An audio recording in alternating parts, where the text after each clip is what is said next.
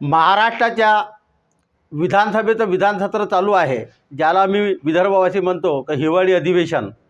हिवाळी अधिवेशन आतापर्यंत जी आम्ही पाहिलेली आहे त्या अधिवेशनामध्ये नुसतं कोंबड बाजारासारखं भांडण्याचं काम हे 10-15 दिवसामध्ये करतात आणि कोंबड्याची मटणाची जोरदार पार्टी उडवतात. हे पूर्ण मंत्री आणि आमदार लोक इथून निघून जातात. आतापर्यंतच्या इतिहासामध्ये पाहिलं तर विदर्भातील जे मूळ प्रश्न आहेत ते एकही प्रश्नाला यांनी हात लावलेला नाही. ज्याप्रमाणे शेतकऱ्यांचा विदर्भातला शेतकऱ्यांचा सिंचनाचा प्रश्न आहे तर विदर्भामध्ये 14 किंवा 15% शेतकरी फक्त सिंचन नावाच्या याच्या खाली येतात आणि 85% शेतकरी जे आहेत ते कोरडवाहू शेती करतात, जे निसर्गावर अवलंबून राहते. तो प्रश्न आमचा सुद्धा सुटलेला नाही.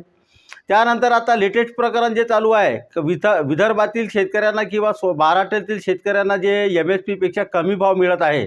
सोयाबीनची MSP 4,880 रुपये असताना आज सोयाबीन जे आहे तर 3,000 ते 3,200 रुपये क्विंटल